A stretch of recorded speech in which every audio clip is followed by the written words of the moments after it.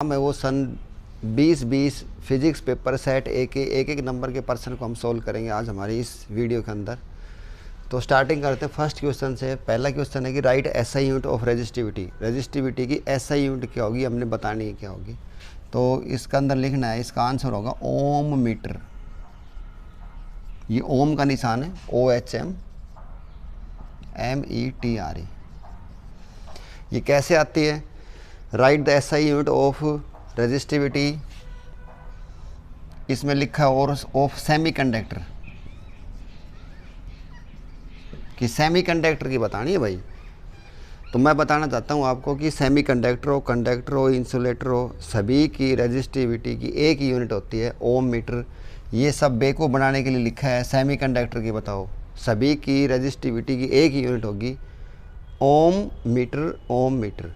इसको हम रेजिस्टिविटी को रो नाम के अक्षर से लिखते हैं और इसका फार्मूला होता है RA/L।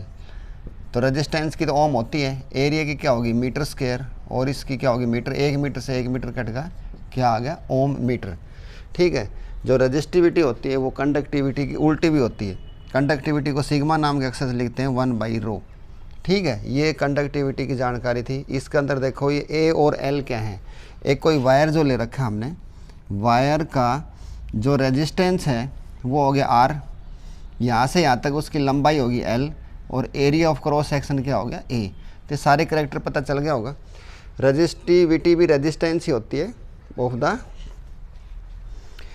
Specified length of the wire.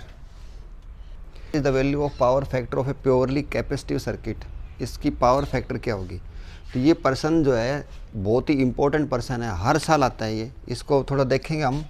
इसका जो आंसर आएगा, इसका आंसर आएगा 0। तो 0 उत्तर कैसे आए वो मैं आपको अभी सिखाता हूँ। पावर फैक्टर को निकालते हैं हम। Power factor is equal to real power बटे एपरेंट पावर।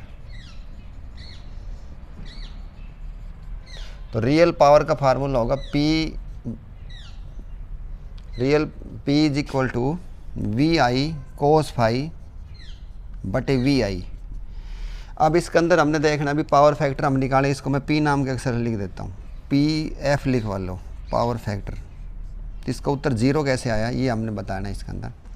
अब देखो थोड़ा ध्यान दो, यहाँ पे दे रखे purely capacitive circuit. Purely capacitive जो सर्किट होता है उसके अंदर करंट और वोल्टेज जो है उनका जो फेज डिफरेंस होता है वो 90 डिग्री का होता है, 90 डिग्री का। यानी कि जो फाई जो एंगल है वो कितना होता है 90। इस वैल्यू को यहाँ पे रखेंगे हम, तो पावर फैक्टर आएगा P is equal to VI cos 90। 90 लिखो ची π/2 लिखो, एक ही बात है। VI cos 90 बटे VI, और भाई cos 90 का मान कितना होता है 0। 0 बाई समथिंग क्या उत्तर आ जाएगा, पावर फैक्टर कितना आ गया हमारा 0 के बराबर। ठीक है, क्लियर हो गया। अब यही पर्सन अगर आता हमारा, यहाँ पे ध्यान दो, अगले कोड में बदल दे कि प्योर इंडक्टिव सर्किट में क्या होगा। इंडक्टिव का निशान ऐसा होता है। तो इंडक्टिव में भी यही सवाल ऐसे के ऐसे करना है। वहाँ भी इनके बीच में करंट और वोल्टेज के बीच में जो फेज डिफरेंस होता है वो कितना होता है π/2 का। ठीक है, तो वो ऐसे ही रखेंगे 90 डिग्री, तो उसके अंदर भी कितना उत्तर आएगा, उसका उत्तर आएगा 0 का। ठीक है। और अगर स्टूडेंट्स यहाँ पे होता हमारा purely resistive circuit, purely resistive circuit होता, तो प्योरली रेजिस्टिव सर्किट के अंदर I और V के बीच में जो एंगल होता है वो 90 डिग्री नहीं होता है, वो क्या होता है 0 डिग्री होता है। V और I सेम फेज में होते हैं, तो फाई की जगह हम 0 रखेंगे तो हमारा पर्सन बदल जाएगा। अब इसका उत्तर 1 आएगा। देखते हैं 1 कैसे आएगा। इसकी जगह जब हम 0 रखेंगे तो cos 0 का मान कितना होता है 1। ठीक है, और VI से VI कैंसिल हो जाएगा, तो पावर फैक्टर कितना आ जाएगा 1 आ जाएगा। तो मैंने इस क्वेश्चन के अंदर तीनों बातों को एक साथ ही समावेश कर दिया है। पेपर में किसी प्रकार से आओ घुमा फिरा के, प्योरली कैपेसिटिव हो तो 0, प्योरली इंडक्टिव हो तो 0, प्योरली रेजिस्टिव सर्किट हो तो उसका उत्तर कितना आएगा 1। कैसे निकालते हैं ये मैंने आपको बता दिया है। याद करने का तरीका और बताता हूँ अभी, कि प्योरली कैपेसिटिव सर्किट, जैसे ये एक अक्षर याद रख लो। जैसे आजकल IPL का मैच चल रहा था, IPL, तो आप बस खाली IVL याद रख लो। IVL, IVL को मीनिंग समझाता हूँ। IVL का मतलब, I का मतलब इंडक्टिव, इसको पूरा सरलार्थ कर रहा हूँ। I का मतलब इंडक्टिव, इंडक्टिव के सर्किट के अंदर, अब देखो ठीक है, कॉमा लगाओ। VL, V का मतलब वोल्टेज, L का मतलब leads, current, by pi by 2। ये याद रखने, ये चाबी दे दी यहाँ पे, बस इसको याद रख लेना। कोई पूछे कैपेसिटिव में क्या होगा, तो कैपेसिटिव के अंदर कौन आ जाएगा बताओ। कैपेसिटिव के अंदर करंट आगे आ जाएगा, ये पीछे चला जाएगा। In capacitive circuit current leads voltage by pi by 2, और इंडक्टिव में ये याद रखता है। तो अब ये याद रख लेना, IVL, IVL का मतलब in inductive voltage leads current by pi by 2। तो ये पर्सन समझ में आ गया होगा। नेक्स्ट है, बिल्कुल टू द पॉइंट करवाया भाई। थर्ड क्वेश्चन है, विच इलुस्ट्रेट्स का मतलब सिद्ध करके दिखाता है wave nature of the light wave. कुछ फिनोमेना होते हैं जो लाइट का वेव नेचर, पार्टिकल नेचर दोनों को पढ़ाते हैं। तो कौन सा है जो वेव नेचर दिखाता है, वेव नेचर। तो मैं इनके नाम लिख रहा हूँ, इनमें से कोई भी एक लिख देना जो वेव नेचर दिखाते हैं। वेव नेचर का मतलब इस टाइप से, जो वेव जो होती है उसका ड्यूल नेचर होता है। लाइट वेव इलेक्ट्रोमैग्नेटिक वेव का ही भाग है, उसका ड्यूल नेचर होता है। ड्यूल का मतलब उसके अंदर पार्टिकल भी है और वेव भी है। तो वेव नेचर कौन कौन सी प्रक्रिया दिखाती है, उनका मैं नाम लिख रहा हूँ, आप याद कर लेना। पोलराइजेशन, ये ऑप्शन में दे रखा था, लिखना था, या तो पोलराइजेशन लिख दो। इंटरफेरेंस, तीसरा है डिफ्रैक्शन। ये जो फिनोमेना है ये लाइट का कौन सा नेचर दिखाते हैं, वेव नेचर दिखाते हैं। और कोई हमसे पूछ ले भी पार्टिकल नेचर कौन दिखाता है, तो उसके लिए फोटो इलेक्ट्रिक इफेक्ट, जो हमने अभी डिस्कस कर लिया था, फोटो इलेक्ट्रिक इफेक्ट और कॉम्पटन इफेक्ट, ये सभी क्या दिखाते हैं, पार्टिकल नेचर। ये सभी पार्टिकल नेचर दिखाएंगे, और ये क्या दिखाएंगे, वेव नेचर। तो इसमें हमारी इच्छा है जो पूछे भाई इनमें से एक लिख के दिखाओ, हम लिख के दिखा देते, ऑप्शन देता तो इनमें छाट देते, ठीक है। पोलराइजेशन, लाइट का बैन करना, वो वेव नेचर है। इंटरफ्रेंस, लाइट की मिक्सिंग होना। डिफ्रैक्शन, लाइट का फैल जाना। ये सभी के सभी क्या चीज़ दिखाते हैं, wave nature of the light, ठीक है। नेक्स्ट ले लो, फोर्थ क्वेश्चन है, what is SI unit of activity of A radio active substance. Radio active substance की एक्टिविटी की SI यूनिट क्या होगी। तो इसके अंदर हम थोड़ा इंट्रोडक्शन लेंगे, रेडियो एक्टिव सब्सटेंस क्या होते हैं। तो इसकी यूनिट होगी बैक्रेल, BECEQURELL, बैक्रेल, और इसको शॉर्टकट में लिखेंगे BQ। इसका नाम था साइंटिस्ट का हेनरी बैक्रेल, तो उसके सम्मान के अंदर इसको यूनिट दी गई है। इसको शॉर्टकट में हम लिख देंगे BQ। इसकी एक अलग और कॉमन यूनिट भी होती है, क्यूरी भी होती है, वो कॉमन यूनिट है। और ये है अपनी SI यूनिट भाई, SI यूनिट इज द बैक्रेल। तो इसके अंदर स्टूडेंट्स हम थोड़ा सीखेंगे रेडियो एक्टिव सब्सटेंस क्या होते हैं। ऐसे सब्सटेंस जिनके मास नंबर 200 से ज़्यादा हैं, वो ऑटोमेटिक अपने आप उनके अंदर से 3 किस्म की रेडिएशन निकलती रहती हैं। 3 किस्म की जो रेडिएशन होती है उनके नाम हमने दे रखे हैं, अल्फ़ा, बीटा, गामा। रेडिएशन क्या होती है, वो आप अपना हाथ जो है अभी अपने गाल पे लगाओ, आपको थोड़ा गर्म महसूस हो रहा होगा, तो यही रेडिएशन है, इन्हीं को रेडिएशन बोलते हैं। ये इंफ्रारेड टाइप की हैं, ये 7 प्रकार की होती हैं। तो जो जिनका मास नंबर 200 से ऊपर है, XZA, A ग्रेटर देन 200, उनके अंदर से ऑटोमेटिक 3 रेडिएशन निकलती हैं, अल्फ़ा, बीटा और गामा। तो जो अल्फ़ा जो पॉजिटिव प्लेट की तरफ आ गई, उसका नाम होता है बीटा। जो नेगेटिव प्लेट की तरफ आ गई उसका नाम है अल्फ़ा, और जो कहीं भी नहीं गई, जो सीधी चली गई, उसको हम बोलते हैं गामा रेज, ठीक है। देखो जो नेगेटिव प्लेट की तरफ आई है, जो डिफ्लेक्ट हुई, इसका मतलब ज़रूर उस पर पॉजिटिव चार्ज रहा होगा। जो नेगेटिव आई है ज़रूर इसके ऊपर पॉजिटिव चार्ज रहा होगा। तो ऐसे 3 किस्म की रेज होती है, तो ये इनकी होती है। अब देखो इसका एक और प्रश्न आता है कि बैकरेल के अंदर कितने डीपीएस होते हैं। डीपीएस का मतलब डिसइंटीग्रेशन पर सेकंड। ये जो एटम्स होते हैं ये डिसइंटीग्रेट होते रहते हैं। जैसे ऐसे एटम्स लगा लो, ये समझ लो, ये टाइम के साथ डिसइंटीग्रेट होते हैं, ख़त्म होते रहते हैं, और इसको हम बोलते हैं डीपीएस, डिसइंटीग्रेशन पर सेकंड। ठीक है, ये लॉज ऑफ रेडियो एक्टिविटी में विस्तार से बताऊंगा। डीपीएस बोलते हैं। तो कोई आपसे पूछे ना भाई 1 BQ में कितने डीपीएस, तो 1 BQ बराबर 1 डीपीएस। उसके बाद एक क्यूरी और यूनिट है इसी की, वो कॉमन यूनिट में आती है। 1 क्यूरी बराबर, क्यूरी को CI लिखेंगे शॉर्टकट, क्यूरी ये भी उसी की यूनिट है लेकिन कॉमन यूनिट है। 1 क्यूरी इज इक्वल टू 3.7 × 10 की शक्ति 10 डीपीएस।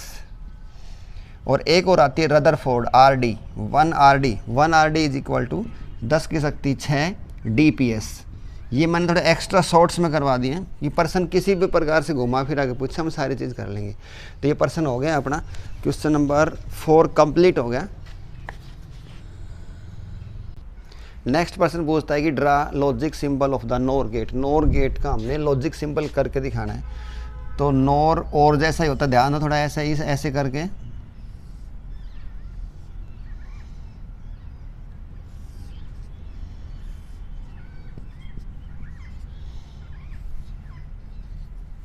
देखो, ये तो होगी 2 इनपुट, वो क्या होगी आउटपुट होगी। ये मैंने अच्छी तरह पूरी वीडियो बना रखी है, लॉजिक गेट के ऊपर देखना है, प्रैक्टिकल भी करवा रखी है। तो ये गेट है, ये किसका सिंबल है, और गेट का। लेकिन हमसे तो पूछा है नॉर गेट का, तो नॉर गेट का बनाना तो और से ही नॉर बनाना है, सिर्फ इतना से काम करना है। यहाँ पर एक हमने ये सर्कल और लगा देना है। तो ये कौन सा गेट का लॉजिक सिंबल हो जाएगा, नॉर गेट का। तो 1 नंबर का था ये, इतना ही बताना था इसमें। How does power radiated by antenna vary with wavelength. ये कम्युनिकेशन वाले पार्ट का प्रश्न है। Power of antenna is inversely proportional to 1/λ²। जितनी वेवलेंथ बड़ी होगी उतनी ही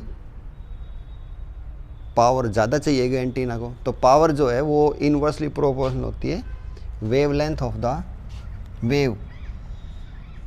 ठीक है, और ये हमने डिस्कस कर रखा है कि वेवलेंथ और फ्रीक्वेंसी आपस में क्या होती है, एक दूसरे के रेसिप्रोकल। अगर वेवलेंथ ज़्यादा है तो फ्रीक्वेंसी क्या होगी, कम।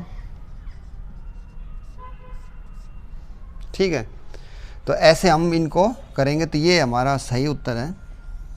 How does power radiated by antenna vary with the wavelength, power is inversely proportional to 1/λ²। इस प्रकार वो इसके साथ रिलेटेड है, याद रख कर लेना। Question number 7, what is maximum current that can be drawn from a battery of EMF 10 volt and internal resistance इतना। यही ओम्स लगा ही एप्लीकेशन है सीधी। ओम्स लगाते V is equal to I × R। इस पर्सन के अंदर हमें what is the maximum current निकाल कर दिखाना है। तो I को सब्जेक्ट बनाओ, V/R। जो जो मान दे रखे वो लिखेंगे। V का मान दे रखा है 10, R का मान दे रखा है ये देखो 0.2। इसको सोल्व करेंगे तो हमारा उत्तर आ जाएगा 50 एम्पियर। ठीक है, उसके बाद देखो इनमें ऑप्शन नहीं दे रखे थे, करके दिखाने इस साल ऐसे पर्सन आए हुए हैं। अब इसमें सीखो, देखो इसमें रेजिस्टेंस के आगे एक नया विशेषण लगा दिया, इंटरनल। तो यहाँ पे मैंने जब इंटरनल रेजिस्टेंस की बात करूँ तो मैंने यहाँ पे छोटा r लिखना है। ठीक है, और जब हम रेजिस्टेंस की बात करें एक्सटर्नल की तो हमने बड़ा R लिखना है। क्लियर, सीधा सा फंडा है ये तो। और जो R जो होगा वो हमेशा, जो छोटा R जो होगा उसका मान पॉइंट में मिलेगा, क्योंकि सेल बैटरी का जो इंटरनल रेजिस्टेंस होता है वो 1 से कम ही मिलेगा। तो ये पॉइंट में दिए हुए होते हैं। तो इसका उत्तर आ गया हमारा 50 एम्पियर। शायद क्लियर भी हो गया होगा। नेक्स्ट पर्सन देखो, the force of attraction between A positively and negatively charge particle is F। ठीक है, यानी कि ये कूलाम ला की बात है। When distance is made 1/4 times what is new force, नया फोर्स क्या होगा। तो कूलाम ला की बात है, तो हम पहले ऐसे मान लेते हैं कि एक नेगेटिव पार्टिकल है और एक पॉजिटिवली है। इनके बीच की डिस्टेंस मान ली R, तो फोर्स क्या होगा, ऐसे लिख दूँ फोर्स लिख देता हूँ के क्यू बटे आर स्क्वायर। ठीक है, उसके बाद देखते हैं हम when distance is made 1/4, distance को कर दिया 1/4, तो मैं 1/4 का मतलब इनको थोड़ा और छोटा कर देता हूँ, ये होगी r/4। चार्ज पार्टिकल्स वही है क्यू, तो जो r होती थी वहाँ पे हमने क्या कर दिया है r/4। तो एक बात देखो, जब r कम होगी तो फोर्स ज़्यादा होगी, यानी कि और क्लोजली पकड़े जाएंगे। तो ऐसे करूँ तो ये बनेगा मेरा F new is equal to, अब तो नया फोर्स लगेगा, उसका मान निकालना है के क्यू बटे आर की जगह लिखूँ r/4, तो आर स्क्वायर तो ये बनेगा, लेकिन जो 4 का जो स्क्वायर करोगे वो 16, वो तो ऊपर आ जाएगा। करके दिखावे, समझ गए? ठीक है। और ये वाला जो प्रोग्राम है, ये वाला जो प्रोग्राम है, इसकी जगह मैं क्या लिख सकता हूँ, एफ न्यू की जगह 16 इंटू एफ, यानी कि जो नया जो फोर्स होगा वो पहले वाले से कितना ज़्यादा हो जाएगा, 16 गुना ज़्यादा हो जाएगा। ठीक है। और जब डियर स्टूडेंट्स इसको एक शॉर्टकट तरीका और समझ लो, जब इनके साथ कोई छेड़खानी न कर रखी हो, खाली दूरी के साथ ही हो, तो इनको मैं हटा दूँ तो कांस्टेंट सारे। यहाँ से इसके सेकंड स्टाइल सिखा रहा हूँ, यहाँ पे लिख दे उसने कितना r/4, तो 16 गुना हो जाएगा। वैसे इस तरीके से भी कर लो, या दूसरा पहले जब मैंने करवाया था उससे भी कर लो, आपकी इच्छा है, जिससे चाहो उससे कर सकते हैं हम। Right SI unit of magnetic flux density. Magnetic flux density यानी कि बहाव, किसी भी मैग्नेट के अंदर से लाइंस निकलती रहती है, इनको हम बोलते हैं बहाव। साउथ नॉर्थ, अंदर चलती है साउथ टू नॉर्थ और बाहर चलती है नॉर्थ टू साउथ, और बनाती है क्लोज्ड लूप, पूरा एक गोल चक्कर बनाती है, इसको हम बोलते हैं मैग्नेटिक फ्लक्स। तो मैग्नेटिक फ्लक्स डेंसिटी की जो SI यूनिट है ना, वो होगी वेबर। ठीक है। और ऐसा ही मुझसे अपना तो काम यही ख़त्म हो लिया, लेकिन थोड़ा सा और अपडेट कर देता हूँ। अगर CGS यूनिट आ जाए तो वो होगी मैक्सवेल। साइंटिस्ट का नाम है, छोटे W से लिखा है, यहाँ पे सिंबल में लिखूँगा WB, इसमें मैं लिखूँगा बड़ा MX, मैक्सवेल। और इनमें संबंध भी होता है। ठीक है, इनमें संबंध क्या होगा, 1 वेबर इज इक्वल टू 10 की शक्ति 8 mx, ये याद भी कर लेना। ये थोड़ा और भी अपडेट कर दिया इसी पर्सन में ही, आ गया होगा। नेक्स्ट पर्सन है, which dopant can not be used, which dopant can not be used to make silicon P type semiconductor. Silicon को P टाइप सेमीकंडक्टर बनाने के लिए इनमें से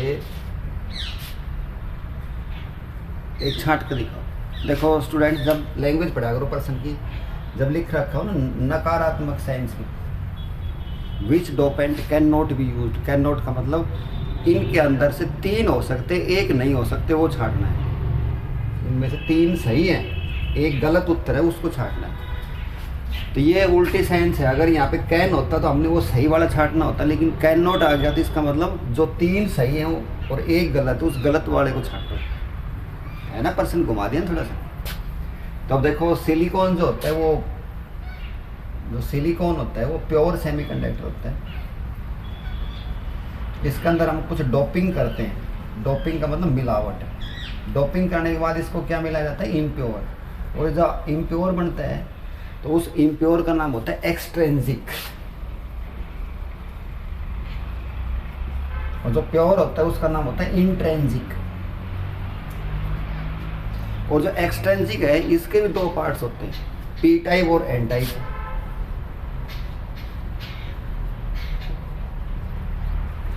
बस खत्म होने वाला है, शॉर्टकट ही करूँगा, ज़्यादा बड़ा नहीं है। P टाइप का मतलब, P का मतलब पॉजिटिव, N का मतलब नेगेटिव।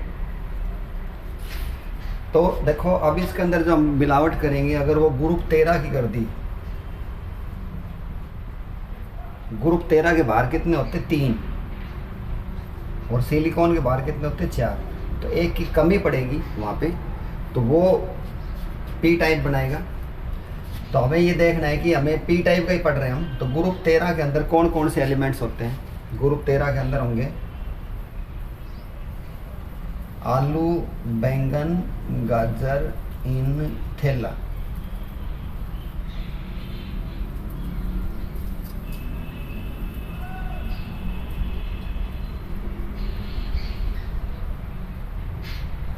ये ऐसे याद रखेंगे हम, ठीक है। बैंगन, आलू, गाजर इन थैला, ठीक है। इनको याद करने का तरीका, बी से boron, aluminium, gallium, indium, thallium. इनमें देखो अगर कोई दे रखा है तो ठीक है, वो छट हो ही भाई। इंडियम है, ये तो सही जवाब है 13। एल्युमिनियम, ये भी सही जवाब है। उसके बाद देखो बोरॉन, बोरॉन भी दे रखा है लिस्ट में, इसका मतलब ये भी सही है। इसका मतलब कि फास्फोरस जो है वो इस लिस्ट में शामिल नहीं है, तो यही हमारा सही उत्तर है। ये उत्तर आएगा, इसका सही ऑप्शन आएगा डी। समझ में आ गया होगा। तो ग्रुप 13 के जो एलिमेंट्स है वो इसमें हम डाल लेंगे तो पी टाइप बन जाएगा। और स्टूडेंट्स इसी में मैं थोड़ा सा और हल्का सा अपडेट कर देता हूँ इसी को ही। अगर मान लो यहाँ पे आ जाता है एन टाइप, एन टाइप होता तो हमें ग्रुप 15 के लिखने होते हैं, और ग्रुप 15 के ये जो एलिमेंट से बदल जाते, नेपाल, पाकिस्तान, ऑस्ट्रेलिया, सब बिखारी, ये हमने करेक्ट छाड़ने पड़ते। इनका मतलब nitrogen, phosphorus, arsenic, SB, SB क्या होता है, एंटीमनी, बीआई, बिस्मिथ, इनमें से जो होता है वो हम छाड़ते। तो ये एन टाइप का केस होता है, लेकिन हमारे पेपर में पर्सन किस टाइप का था, पी टाइप का था। ये हम ध्यान रखेंगे।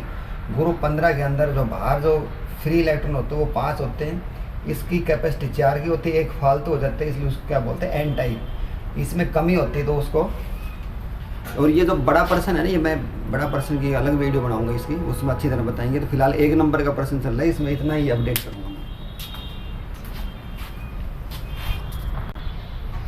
Ionization energy of S2 atom is, ionization energy क्या होती है, energy required to release the electrons from the surface of the atom is known as the ionization energy. इसमें हाइड्रोजन की एनर्जी होगी वो होगी ये वाला, जो एटम्स की जो एनर्जी होती है उसको जूल में नहीं नापते हम। ये इसका उत्तर होगा 13.6 ईवी इलेक्ट्रॉन वोल्ट। और 1 इलेक्ट्रॉन वोल्ट में कितने जूल होते हैं, 1 इलेक्ट्रॉन वोल्ट के अंदर जो इलेक्ट्रॉन पे चार्ज होता है ना, उतने ही जूल होते हैं। इलेक्ट्रॉन के ऊपर अगर चार्ज पूछूं तो इलेक्ट्रॉन पे चार्ज होगा 1.6 × 10⁻⁻19 कूलाम, लेकिन 1 ईवी के अंदर कितने जूल होते हैं, इतने जूल होते हैं। ये एक अलग एक्स्ट्रा बात आपको बता दी है, तो ये पर्सन कर लोगे। Ionization energy of S2 atom is 13.6 eV. Length 15 centimetre is placed in contact with a thin concave lens of focal length 15 centimetre. What is the power of combination. Dear students, ये जो person है ना, ये बहुत ही आसान है, लेकिन हमारे विद्यार्थी इसको ये लेंस वैंस समझ के तुरंत छोड़ के भाग जाते हैं। तो पहले तो हम ये डिस्कस कर लेते हैं कॉन्वेक्स लेंस का क्या होता है। कॉन्वेक्स लेंस का डायग्राम होता है ऐसा, उसके बाद आता है कॉनकेव लेंस। कॉनकेव लेंस का डायग्राम होता है ऐसा, ठीक है। इसकी फोकल लेंथ हमेशा पॉजिटिव होती है, देखो ये वाली, क्योंकि लाइट इधर से जाएगी, ये इधर आके मिलेंगे, तो इसकी फोकल लेंथ क्या होती है, हमेशा प्लस की एफ। और इसकी फोकल लेंथ क्या होती है, हमेशा नेगेटिव होती है। इसकी नेगेटिव क्यों होती है, क्योंकि ये लाइट को एक बिंदु पे मिलाता है, जिसको हम बोलते हैं कन्वर्जिंग, ठीक है। और रे भी इधर गई है, नाप भी हम इधर रहे हैं, तो फोकल लेंथ यहाँ से यहाँ तक की दूरी को हम फोकल लेंथ लिखते हैं, दोनों एक साथ एक डायरेक्शन, इसलिए हम प्लस का एफ लिखेंगे। क्लियर। उसके बाद आता है कॉनकेव लेंस। कॉनकेव लेंस का काम होता है उल्टा, ये रेज को जो है वो आते हैं ना, उनको एक पॉइंट मिलाता नहीं बल्कि फैलाता है, दूर फैलाता है। जब ये वापस जाके मिलेंगी एक पॉइंट के ऊपर, तो रे तो हमारी चल रही थी इधर और हम नाप तोल कर रहे हैं उधर, तो वो क्या हो जाएगी, वो नेगेटिव में हो जाएगी। तो इसकी फोकल लेंथ कैसी होती है, हमेशा -f। याद रख लोगे 2 बात, कॉनकेव की हमेशा पॉजिटिव, कॉन्वेक्स की हमेशा पॉजिटिव, और कॉनकेव की क्या होगी, नेगेटिव। ये बात समझ में आ गई। उसके बाद कहता है इन दोनों लेंसों को हमने आपस में मिला दिया। जैसे ये मेरा हाथ है एक, ये एक लेंस है, ये दूसरा हाथ है, ये दूसरा लेंस, दोनों को हमने मिला दिया। मिलाने के बाद अब दोनों लेंसों की क्या कम्बिनेशन होगी, क्या पावर होगी, वो हमने करके दिखाना है। तो देखो, पावर ऑफ लेंस का फार्मूला होता है P = 1/f, ठीक है। पहले दोनों की निकाल के लाएंगे। 1/f = 1/f1 = 1/f2।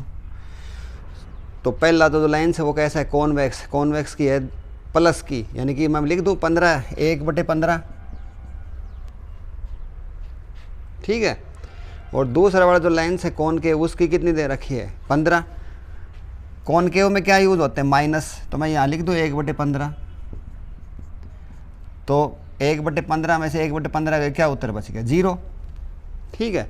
और 1/f का मान 0 आ गया तो पावर कितनी आ गई, पावर भी 0 आ गई।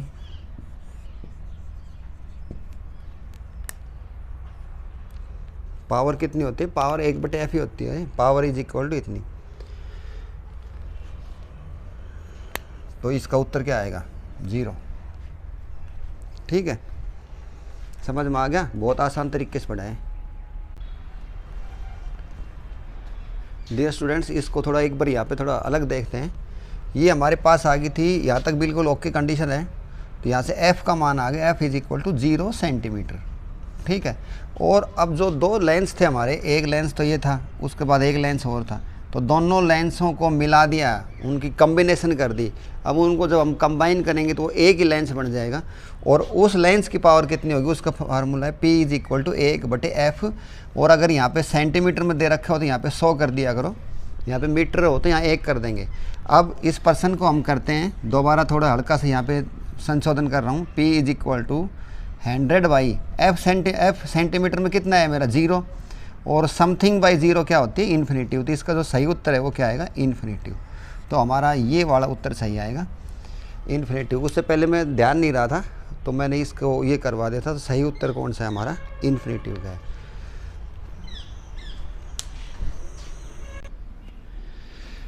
तो 13वां जो पर्सन है, which of the following has the lowest wavelength. इसमें सबसे कम वेवलेंथ किसका, ये हम अभी बताएंगे। ये पर्सन यूनिट 5 का है, इलेक्ट्रोमैग्नेटिक वेव्स का है। इलेक्ट्रोमैग्नेटिक वेव्स जो होती है वो 5 और 2 7 प्रकार की होती है इलेक्ट्रोमैग्नेटिक वेव्स। उनके अंदर स्टूडेंट्स हमने नाम याद रखने हैं, XUVIRMG, ठीक है। इनके अंदर 2 याद रखो टॉप। देखो जब भी कोई रिजल्ट आता है तो सीधा ये पूछेंगे भाई क्लास में सबसे टॉप कौन है, सबसे टॉप है भाई ये बच्चा, भाई कितने परसेंटेज आई। और भाई फेल कौन है, भाई फेल है ये वाला। दोनों की डाक मांगी जाती है, दोनों की रिपोर्ट मांगी जाती है कि कौन सबसे टॉप और कौन सबसे बिल्कुल डाउन, जिसके नंबर आए हैं 0 नंबर आए हैं। इसी तरह इन पर्सनों के अंदर भी हमने 2 टॉप याद रखने हैं कि भाई ऐसी कौन सी वेव है जिसकी फ्रीक्वेंसी सबसे ज़्यादा है, ठीक है। ऐसी कौन सी वेव है जिसकी फ्रीक्वेंसी सबसे ज़्यादा है, फ्रीक्वेंसी मैक्सिमम। तो वो याद कर लो आप मेरे कहने से, वो गामा रेज होती है। गामा रेज, गामा रेज की फ्रीक्वेंसी मैक्सिमम होती है। जब फ्रीक्वेंसी मैक्सिमम होगी तो सीधी बात है उनमें ताकत भी ज़्यादा होगी, उनकी एनर्जी भी ज़्यादा होती है। और वो कैंसर के ट्रीटमेंट में यूज़ की जाती है। कैंसर के जो सेक लगाए जाते हैं, जो उनको जलाया जाता है उन सेल्स को, तो वहाँ पे गामा रेज यूज़ होती है। तो भाई एक तो ये पॉइंट याद रखो, फ्रीक्वेंसी मैक्सिमम फ्रीक्वेंसी किसकी होती है, गामा रेज की, ठीक है। तो अब देखो इनमें which of the following has the lowest wavelength. Person घुमा दिया। और आपने ये भी पढ़ रखा है कि लैम्डा और फ्रीक्वेंसी के अंदर आपस में इन्वर्सली प्रोपोर्शनल भी होती है। जब फ्रीक्वेंसी सबसे ज़्यादा है तो गामा का वेवलेंथ क्या होगा बताओ, सबसे कम, ठीक है। तो इसका सही ऑप्शन होगा हमारा गामा रेज है, एक्स रेज है, ये इंफ्रारेड रही है। तो इनको हम सही जो निशान लगाता हूँ, क्या लगाऊँ, ये वाला लगाता हूँ, गामा रेज। लोवेस्ट वेवलेंथ होगा गामा रेज का, और फ्रीक्वेंसी इसकी क्या होगी, ज़्यादा होगी। तो ये पॉइंट याद रखना। एक तो दूसरा मैं आपको और एक चाबी दे रहा हूँ, एक चाबी तो मिल गई आपको, बस इतनी याद कर लो मेरे कहने से कि गामा रे की फ्रीक्वेंसी सबसे ज़्यादा होती है, सबसे ज़्यादा इन 7 में से। तो उसका वेवलेंथ तो सबसे कम हो गया। उसके बाद आती है अब सबसे जो मैक्सिमम थी, तो सबसे कम किसकी लेंगे, वही 0 नंबर वाला कौन है, वो होती है रेडियो वेव्स। जो रेडियो जो वेव्स होती है उनकी फ्रीक्वेंसी जो है वो मिनिमम होती है। रेडियो वेव्स फ्रीक्वेंसी मिनिमम, ये हमने याद रखना है। तो जब इनकी फ्रीक्वेंसी मिनिमम होगी तो फिर ये मिनिमम मतलब लैम्डा क्या होगा इनका, हाईएस्ट, लैम्डा इज हाईएस्ट। तो ये एक चाबी तो दे दी ये, और एक चाबी ये, 2 चाबी रखो। ओला सोला हरियाणा बोर्ड की रेल बना दो कैसे भी सवाल आओ हम सारे कर देंगे। तो डियर स्टूडेंट्स, इस सेट के अंदर जो 20-20 का जो सेट था, इसके अंदर 13 प्रश्न आए थे एक एक नंबर के, जिनमें कुछ ही थे जिनमें ऐसे ऑप्शन दे रखे थे, बाकी सब में लिखना था। तो मैंने ये इनकी तैयारी करवाई। आपकी उम्मीद करता हूँ आपको ये सारे प्रश्न समझ में आ गए होंगे, और समझ में आ गए होंगे तो वही पुरानी वाली बात है, हमारे चैनल को सब्सक्राइब करो और इसको शेयर करो, लाइक करो। थैंक्स।